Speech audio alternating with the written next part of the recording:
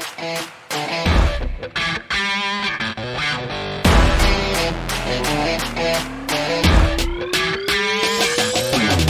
back, Yo Bro Nation. I'm gonna try something different. This is like a podcast. Welcome to your season 6, episode 14 review of Supernatural, titled Last Holiday. So yeah, I'm gonna try something different. It's gonna be like a podcast. It's kind of just sitting here, you can see my beautiful face this time. I know, I try to tell you that in one season. You don't get to see it.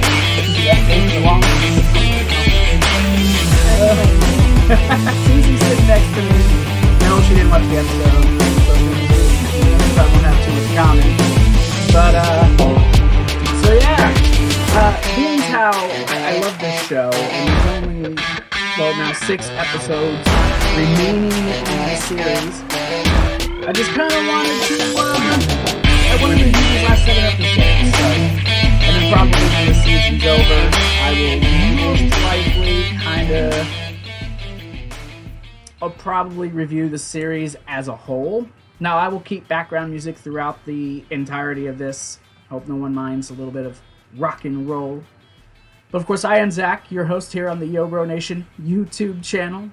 Again, this is the Supernatural Review. I know I've said that a couple times. So we've waited, 6 months? I think it's been 6 months since the last episode. Of course, the global moronic crap that's going on in the world is the reason why the show's been delayed. This should have already been over back in April, but it's not. So the series, of course, being prolonged. Man, this was a fun episode. I'll just start with that. This was no doubt a fun episode. And while it wasn't really big on the lore, the current story that we're dealing with Chuck and apparently Amara, which I guess now we've got to kill Amara. I don't remember that being brought up in the last episode, but spoilers ahead. Before I even get into this, spoilers ahead. So if you've not watched this or you're behind on the season, by all means, you should. You guys are going to hear my notifications popping up. I fucking hate these things. You're going to hear spoilers. So, certain individuals that I know who might watch this video, don't. Unless you're okay with being spoiled. You've been warned.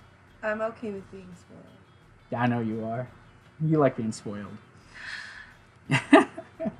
So, this episode took place pretty much entirely in the bunker.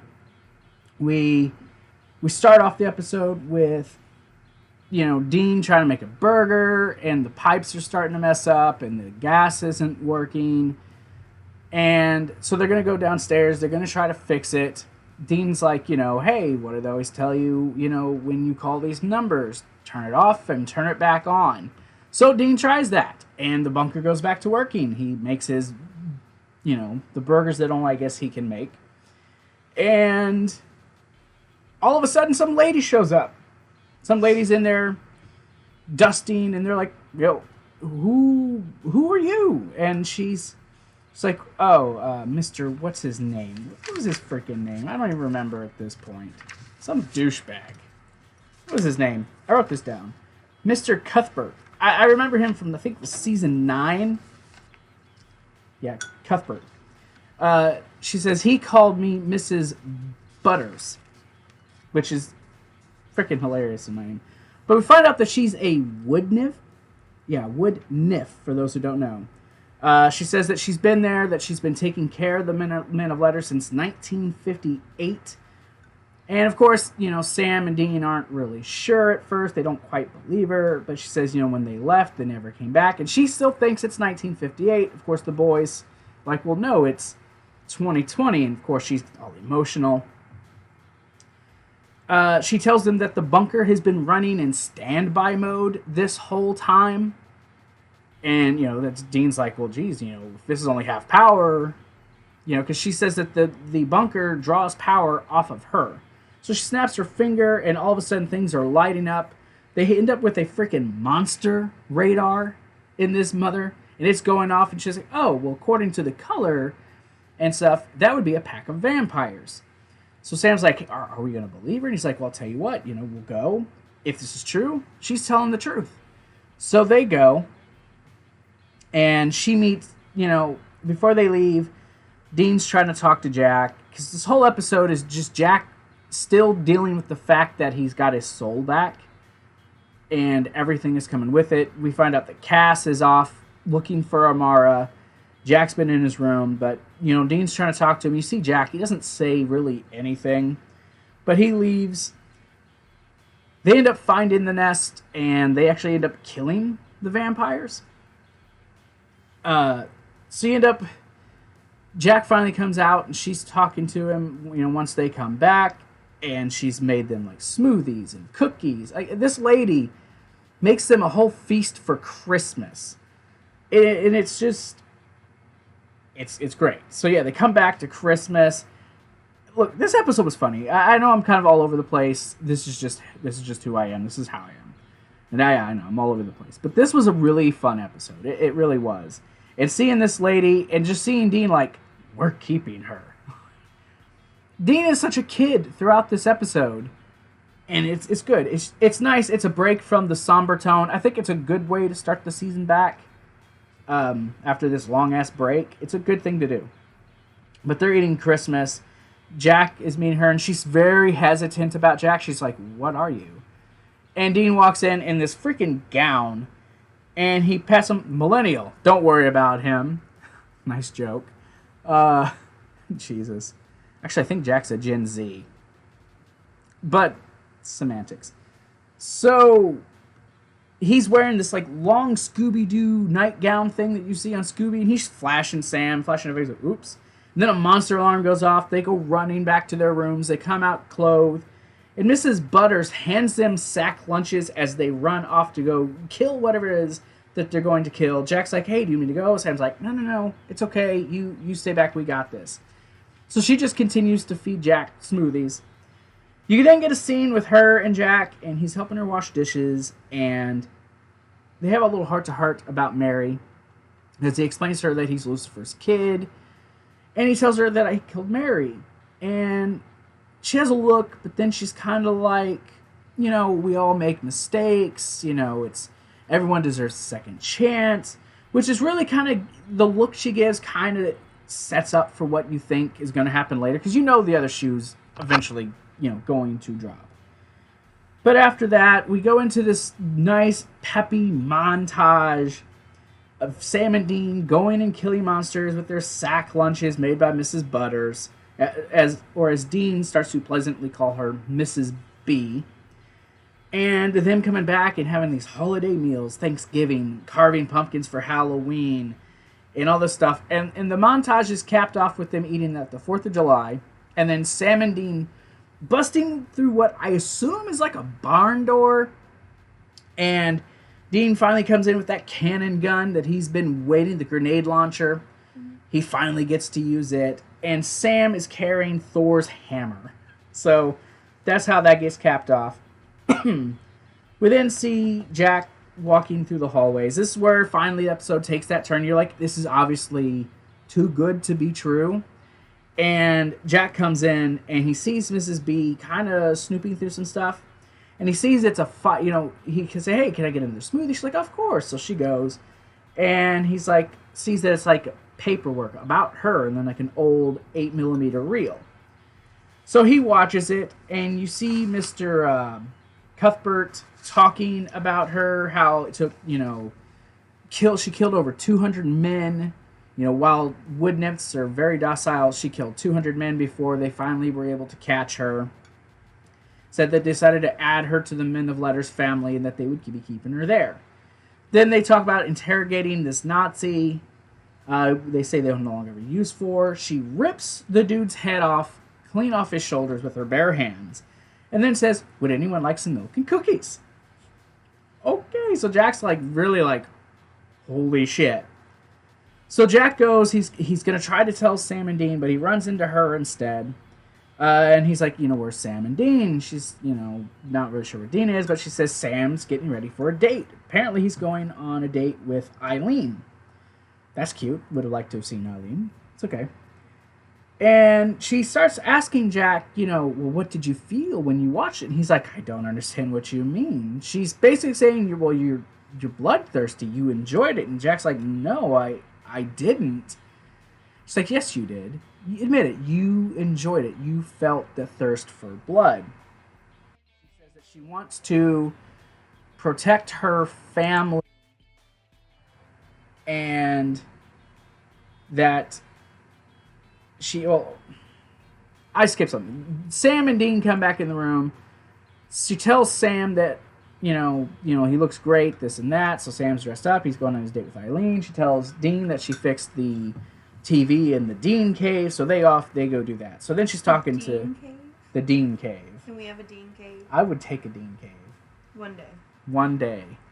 And actually you can see the thing that Dean was wearing. It's hilarious. But, yeah, so she threatens, Jack and says that, she's not going to let him, take away the family because that's what wood-nymphs do. When they feel like their family's threatened, they become very violent. But Jack being, a Nephilim should be more powerful, except the smoothies that she's been giving him has stuff in it to depower him. So she's basically able to throw Jack around after he's fallen, and she locks him up and keeps him down in the lockup downstairs in the bunker. So when Dean comes back up, and she's like, oh, look, made you a sandwich, and he's like, oh, that's great, he's excited. My God, these things just keep popping up. It's annoying. She tells Dean, we have to kill him. He's a monster. And Dean's like, yeah, you had to go and ruin a good thing. And he's like, look, I'll tell you what. We go downstairs, we let him go, and I'll act like this never happened. So, instead, Dean gets thrown down there as well. So, yay. Sam comes back from his date, and she's telling Sam what happened, and you can tell he's clearly like, oh, okay, yeah, shit just got real. But he tries to play off, says, yeah, I'm going to go get my gun, and I'll meet you down there, and, we'll start the killing. And then she's like, wait, Samuel, how was the date? Like, what the hell? So Sam calls Dean, says, Dean's like, hey, we gotta, Sam's like, why didn't you, if you had your phone, why didn't you call me? He's like, well, you're doing a little sign language. He's like, really? You thought that was more important than maybe saving your ass? And he's kind of like, oh, yeah, it's been a while. So Dean, always the good brother, always looking out for his little brother, Sammy. Good on Dean. But he's like, well, we'll get the gun, we'll shoot her. He's like, wait, but will that even work? He's like, I don't know. You were supposed to find that out. He's like, yeah, but then we had Christmas and Thanksgiving, Halloween. So he's like, look, I'll find out. So Jack says, look, I want to help. He's like, I could probably break these, but Dean's like, no, that's enough, the juice to break that would alert Chuck. We can't do that. He's like, so no, don't even bother. And then Jack, the emotional scene happens. Jack's like, you still think I'm a monster, don't you? And Dean says, look, I'm just going to be honest with you. He says, I'm trying. He says, it isn't easy to forget, because he killed his mother, for Christ's sakes.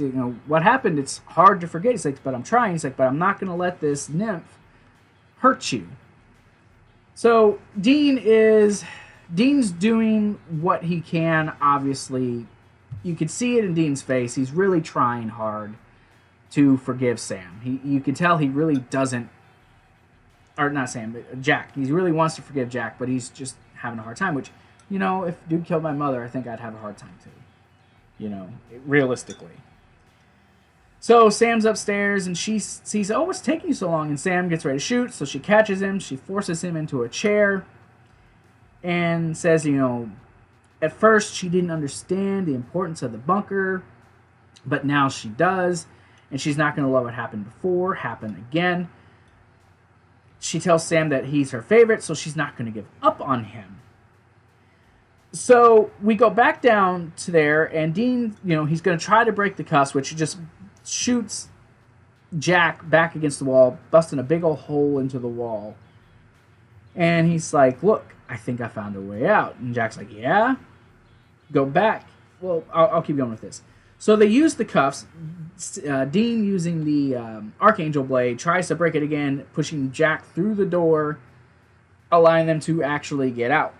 So when we go back up and we see Sam and Mrs. B, she's trying to convince Sam, he's a monster, he's the devil's son, this and that. Jack's a monster. It's like, this is going to hurt you more than it hurts me. And she starts ripping Sam's fingernails out of his fingers. Ow. Dean and Jack get to the control room where Dean breaks the freaking control panel reset button, causing everything to go red. She disappears. He tries to help Sam out, but the little incantation, the thing that's up on the wall, starts to light up. She ends up coming out, and mad at the boys, so she throws them. Wants to still kill Jack, insisting that he's still a monster and that she's not going to let him hurt them. And Sam's like, but we care about him. You're hurting us if you hurt him, and she's not listening. But then Dean's like, look, he can save the world. And finally, after that, she finally calms down.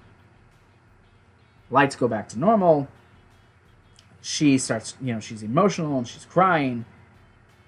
She ends up healing Sam's hands. They say, you talked about wanting to go back home. And she says, she would love to go back home. She talks about missing the woods, the trees, and the animals, and the noises, and all that stuff. So she decides she's going to leave. She tells the boys, hey, if, once I leave, this is going to go back into standby mode. You're going to have all your problems still, which is fine. She has a little emotional moment with them, telling Dean eat his vegetables.